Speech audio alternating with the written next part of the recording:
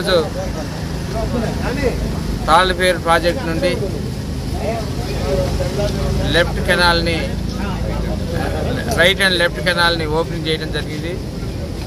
ఈరోజు రైతులు దాంతోపాటు డిపార్ట్మెంటు ఎస్సీ గారు, ఈఈ గారు, డిఈ గారు మరియు లోకల్ ఎంఆర్ఓ గారు, రైతులు రామారావు గారు, పాలన్స్ రామారావు గారు, అలానే ఎంపీటీసీలు, జడ్పీటీసీలు, కార్యకర్తలందరూ కూడా ఈరోజు మీడియా మిత్రులందరికీ ప్రత్యేకమైన ధన్యవాదాలు తెలుపుకుంటూ, తాళ్ళపేరు ప్రాజెక్ట్ అనేది 2 మండలాలు కూడా వరమైంది. దుమ్మగూడెం మండలం, చర్ల మండలానికి ఒక వరము.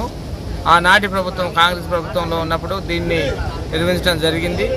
ఈరోజు నేను నా చిన్నప్పుడు చూసేవాడిని. ఈ నియోజకవర్గాలన్నీ కూడా, నా భద్రాచలం నియోజకవర్గంలో 2 మండలాలు కూడా చాలా వరకు నా చిన్ననాటి డ్రాట్ ఏరియా ఉండేది. ఈ డ్రాట్ ఏరియా దాన్ని ఆనాటి ప్రభుత్వం మన గుర్తించి ఈ తాళ్ళపేరు ప్రాజెక్టు కట్టడం వల్ల అనేక మంది రైతులు ఈరోజు ఇక్కడ ఒక 20,000 సుమారుగా దుమ్మగూడెం మండలం నుంచి, దుమ్మగూడెం మండలంలో కూడా ఒక 20,000 ఆయకట్టు ఈరోజు దీని కింద ఉంది. దీని బ్రహ్మాండంగా ఈరోజు రైతులు పండిస్తున్నారు.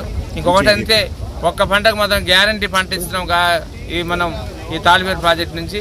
ముందు కాలంలో ప్రభుత్వం దీనికి ఒక ఆలోచన చేసి ఖచ్చితంగా 2 పంటలు కూడా రైట్ అండ్ లెఫ్ట్ కెనాల్ని 2 పంటలు పండించే విధంగా తయారు చేయాలని ఎస్సీ గారిని మరి ఈఈలందరినీ కూడా నేను ప్రాధేయపడుతున్నాను. చాలా వరకు మనం ఫస్ట్ పంటకి పూర్తిగా వరి వేసుకోవచ్చు. సెకండ్ పంటకు వచ్చేసరికి మనం ఆరుదల పంటలు వేసుకుంటే బ్రహ్మాండంగా ఉంటుంది.